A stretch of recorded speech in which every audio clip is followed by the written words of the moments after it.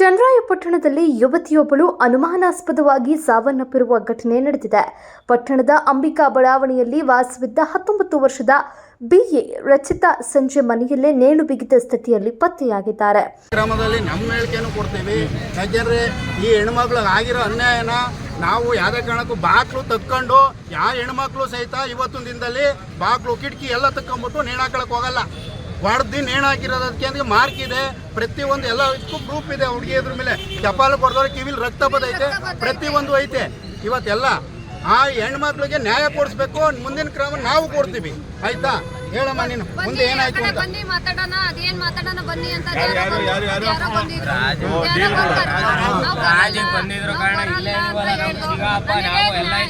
ನನಗೆ ಬೇಡ ಕಣಪ್ಪ, ನನ್ನ ಮಗಳು ಹಾಕೊಳ್ಳೆ, ನನ್ನ ಮಗಳಿಗೆ ನ್ಯಾಯ ಬೇಕು.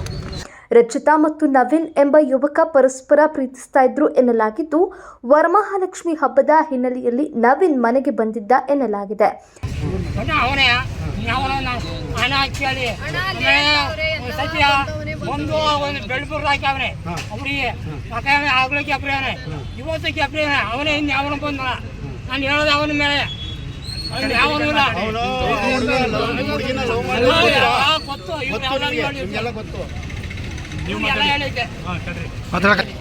ಲವ್ ಮಾಡ್ತಿದ್ದೀನಿ, 2 ವರ್ಷದಿಂದ ಮದುವೆ ಆಯ್ತೀನಿ ಅಂತಾನು ಹೇಳಿದ್ದ.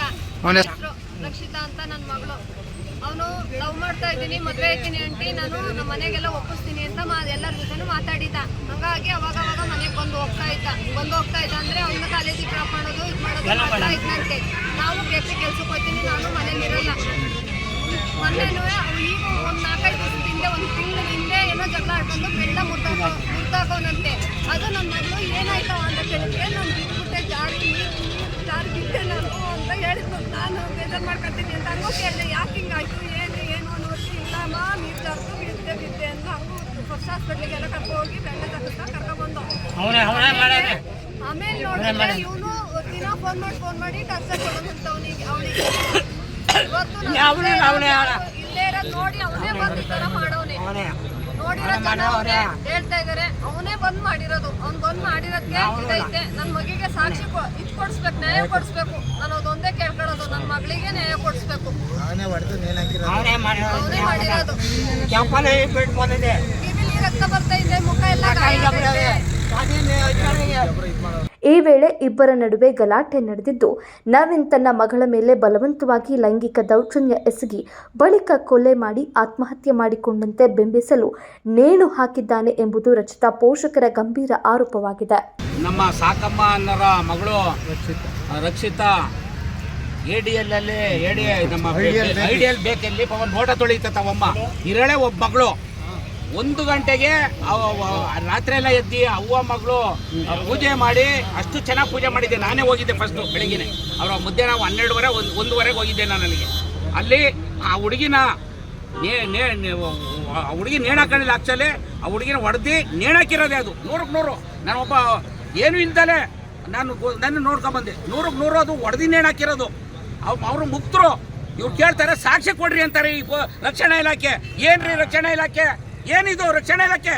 ಈ ಚನ್ನರಾಯಪಟ್ಟಣದಲ್ಲಿ ಏನು ಅಂತ ಹಂಗಾರೆ ನಾಳೆ ಇನ್ನೊಂದು ಏನೇನೋ ನಡೀತಾವೆ ಘಟನೆ. ಇದಕ್ಕೆಲ್ಲ ಇವ್ ನಮ್ಮ ರಕ್ಷಣಾ ಇಲಾಖೆನ ಕಾರಣ ಆಗುತ್ತೆ. ಈ ಚನ್ನರಾಯಪಟ್ಟಣದಲ್ಲಿ ರಕ್ಷಣಾ ಇಲಾಖೆ ನ್ಯಾಯ ಪರವಾಗಿ ನ್ಯಾಯ ಕೊಡ್ತಿಲ್ಲ. ಈ ತಾಲೂಕಲ್ಲಿ ಎಲ್ಲರಿಗೂ ಕೊಡ್ತಿಲ್ಲ. ನಾನು ಇದು ಗೃಹ ಮಂತ್ರಿ ಅವರೇ, ಇಲ್ಲಿ ಉಸ್ತುವಾರಿ ಮಿನಿಸ್ಟ್ರು ಆಗಿರಂತ ನಾನು ಯಾರೋ ಶಿವಲಿಂಗೇಗೌಡರ ಹತ್ರ ಹೋಗ್ತೀನಿ. ನಾನು ಗೃಹ ಮಂತ್ರಿನ ಹತ್ರನೇ ಬಾಡಿನ ತಗೊಂಡು ಹೋಗ್ತೀನಿ. ನಾನಂತೂ ಸದಾ ಸಿದ್ಧ. 1:15 ಆಗಿರೋಕದ ಇನ್ನೂ ಅವ್ರ ಹತ್ರ ಸಾಕ್ಷಿ ಬೇಕು ಅಂತಾರಲ್ರಿ. ಏನ್ರಿ ಆ ವ್ಯವಸ್ಥೆ? ಅದು ಏನ್ ವ್ಯವಸ್ಥೆ? ಏನ್ರಿ? ಎಲ್ಲಿಂದ ತರಕಾಗ್ತ ಸಾಕ್ಷಿ? ಗಂಟ ನೋಡ್ಬಿಟ್ಟು ಸಾಕ್ಷಿ ತರಕಾಗುತ್ತಾ? ಏನು ವ್ಯವಸ್ಥೆ? ಎಲ್ಲಿಗೆ ಹೋಯ್ತು ಇದು? ರಕ್ಷಣಾ ಇಲಾಖೆ ಎಲ್ಲಿಗೆ ಹೋಯ್ತು? ನ್ಯಾಯ ಇಲ್ಲ, ನೀತಿ ಇಲ್ಲ, ಧರ್ಮ ಇಲ್ಲ. ನಾನು ಇಲ್ಲಿ ಚನ್ನರಾಯಪಟ್ಟಣದಲ್ಲಿ 25 ವರ್ಷದ ಹೋರಾಟಗಾರ. ಚನ್ನರಾಯಪಟ್ಟಣದಲ್ಲಿ ನಾನು ಇವತ್ತಿನವರೆಗೆ ಯಾರ ರವಣ್ಣ ದುಡ್ಡು ಇಸ್ಕೊಂಡವನೇ ಅಂದ್ರೆ ಇವತ್ತು ಟವಲ್ ತೆಗೆದಿಟ್ಬಿಡ್ತೀನಿ. ಈ ಸರ್ಕಲ್ ಒಳಗೆ 10 ರೂಪಾಯಿ ಜೀವನ ಮಾಡೋಣ. ಎಲ್ಲರಿಗೂ ಆಸೆ ಇರುತ್ತೆ, ನನಗೂ ಕೋಟಿಗಟ್ಟಲೆ ಮಾಡಬೇಕು ಅಂತ ಆಸೆ ಇರುತ್ತೆ. ಬೇಡ, ನಮಗೆ ನಮ್ಮ ತಂದೆ ನಮ್ಮ ತಾಯಿ ಆಶೀರ್ವಾದ ಸಾಕು ನನಗೆ. ಅದನ್ನು ಏನು ಇಂಥ ಹೆಣ್ಮಕ್ಳು ಒಂದು ಮಗು ಆ ಅಮ್ಮ ಲೋಟ ತೊಳ್ಕೊಂಡಿದೆ. ನಾನು ಹೋಗಿದ್ದೆ, ನಾನೇ ನೋಡಿದ್ದೀನಿ ರೀ ಹೆಂಗ್ ನೇಣು ಹಾಕೊಂಡಿದ್ದೆ. 3 ಜನ ರಕ್ಷಣಾ ಇಲಾಖೆ ಬಂದು ಅವ್ರ ಮೊಬೈಲ್ ಹೆಣ್ಣು ಹುಡುಗಿ ಮೊಬೈಲ್ ಕಿತ್ಕೊಂಡಿದ್ದಾರೆ. ಹೆಣ್ಣು ಹುಡುಗಿ ಮೊಬೈಲ್ ಕಿತ್ಕೊಂಡಿದ್ದಾರೆ, ಇನ್ನೂ ಹುಡುಗನ ಕೊಟ್ಟಿದ್ದಾರೆ, ಅರೆಸ್ಟ್ ಮಾಡಿಲ್ಲ ರೀ. ಇದು ಯಾವ ವ್ಯವಸ್ಥೆ? ಏನ್ ವ್ಯವಸ್ಥೆ ಚನ್ನಪಟ್ಟಣದಲ್ಲಿ? ಏನ್ರಿ ಬಡವ ನ್ಯಾಯ ಸಿಗುತ್ತಾ ಅವ್ರಿಗೆ? ಯಾರೋ ಫೋನ್ ನಾನು ತೋಟದಲ್ಲಿ ದನ ಕಟ್ಟಾಗ್ತಿದ್ದೆ, ಅಣ್ಣ ನನಗೆ ಸಾಕ್ಷಿ ಕೊಡು ಅಂತಾರ, ನ್ಯಾಯ ಕೇಸ್ ಆಗತ್ತಿಲ್ಲ ಅಂತ ದನ ಕಟ್ಟಾಕೋದು ಬಿಟ್ಟು ಓಡ್ ಬಂದಿದ್ದೀನಿ ನಾನೇನೋ ಕೇಸ್ ಆಗೈತೆ, ಏನು ಮಾಡ್ತಾರೆ ಅಂತ ನಾನು ನೋಡ್ಬಿಟ್ಟು ನಾನು ಹೋಗ್ದೆ. 1:30 ಗಂಟೆಗೆ ಆಗಿರೋದನ ಇನ್ನು ಇವರು ಕೇಳ್ತೀನಿ ತನಿಖೆ ಮಾಡ್ತೀನಿ ಅಂತಾರ್ರಿ. ವ್ಯವಸ್ಥೆ ಎಲ್ಲಿದೆ? ಆ ರಕ್ಷಣಾ ಇಲಾಖೆಗೆ ಆದಂಥ ಕಾನೂನಿದೆ, ಅದಕ್ಕೆ ಆದಂಥ ಇಲಾಖೆಗೆ ನಾನು ರೆಸ್ಪೆಕ್ಟ್ ಕೊಡ್ತೀನಿ. ನಾನು ರೈತ ಸಂಘ ಇರ್ಬೋದು, ರಕ್ಷಣಾ ಇಲಾಖೆ ಅಣ್ಣ ತಮ್ಮದಿರಿದ್ದಂಗೆ. ಯಾವತ್ತೇ ನಾವು ಬೆಂಕಿ ಇಟ್ಟರಲ್ಲ, ಒಡೆಯಾರಲ್ಲ, ಒಬ್ಬರೇ ಆಗಲಿ ನಾನು ಕೂತ್ಕೊಳ್ತೀನಿ ಹೋರಾಟ ಮಾಡೋದು. ಇದುವರೆಗಿಲ್ಲ ನಮ್ಮ ಪ್ರಾಪರ್ಟಿಗೆ ಯಾರೋ ಬೆಂಕಿ ಇಟ್ಟೋದು ಇಲ್ಲ ಒಡೆಯೋದನ್ನು ಒಬ್ಬನೇ ಆಗಲಿ ನಾನು ಹೋರಾಟ ಕೂತ್ಕೊಳ್ತೀನಿ. ಆ ಥರ ಬಂದಿರೋರು ನಾವು ರಕ್ಷಣಾ ಇಲಾಖೆಗೆ ನಮಗೆ ಆದಂಥ ಸ್ವಾಮಿ, ಅವ್ರಿಗೂ ನಮ್ಮ ಅಣ್ಣ ತಮ್ಮದಿರಿದ್ದಂಗೆ. ಎಂತೆಂಥ ಹೋರಾಟದಲ್ಲಿ, ಕಾವೇರಿ ಹೋರಾಟ ಎಂತೆಂಥ ಹೋರಾಟದಲ್ಲಿ ಏನಿದು? ರಚಿತಾ ಆತ್ಮಹತ್ಯೆ ಮಾಡಿಕೊಳ್ಳುವಷ್ಟು ಹೇಡಿಯಲ್ಲ. ಪ್ರಕರಣದ ಸತ್ಯಾಂಶ ಹೊರಬಂದು ನ್ಯಾಯ ಸಿಗಬೇಕು ಎಂದು ತಾಯಿ ಆಗ್ರಹಿಸಿದ್ದಾರೆ. ಅಮ್ಮ ಬೇಗ ಬಂದ್ರಮ್ಮ, ಇವತ್ತು ಎಲ್ಲರನ್ನೂ ಕರ್ಕೊಂಡು ಬಂದ್ರಮ್ಮ ಅಂತ ಹೇಳಿ ಮನೆಗೆ ಹೋಗಿ ಆ ಥರ ಮಾಡ್ಕೊಳಕ್ ಸಾಧ್ಯ ಇಲ್ಲ. ನನ್ನ ಮಗಳನ್ನ ನಾನು ಗಂಡು ಮಗನ ಥರ ಬೆಳೆಸ್ತೀನಿ, ಆ ಥರ ಹೇಳಿದ ಕೆಲಸ ಯಾವತ್ತೂ ಮಾಡ್ಕೊಳ್ಳಲ್ಲ ನನ್ನ ಮಗಳು. ಈಗ ಅವನೇ ಮಾಡವನು, ಯಾರೂ ಮಾಡಿಲ್ಲ. ಅವಳು ಮಾಡ್ಕೊಂಡಿಲ್ಲ, ಅವಳು ಮಾಡ್ಕೊಳ್ಳ ಅಂತ ಮಗಳಲ್ಲ, ನನಗೆ ಬುದ್ಧಿ ಹೇಳೋಳು ಅವಳು. ನನ್ನ ಮಗಳು ಮಾಡ್ಕೊಂಡಿಲ್ಲ. ಘಟನೆಗೆ ಸಂಬಂಧಿಸಿದಂತೆ ಸ್ಥಳಕ್ಕೆ ಭೇಟಿ ನೀಡಿದ ಪೊಲೀಸರು ಮೃತದೇಹವನ್ನ ಕೆಳಗಿಳಿಸಿ ಮರಣೋತ್ತರ ಪರೀಕ್ಷೆಗಾಗಿ ಚನ್ನರಾಯಪಟ್ಟಣ ಸರ್ಕಾರಿ ಆಸ್ಪತ್ರೆಯ ಶವಗಾರಕ್ಕೆ ರವಾನಿಸಿದ್ದಾರೆ.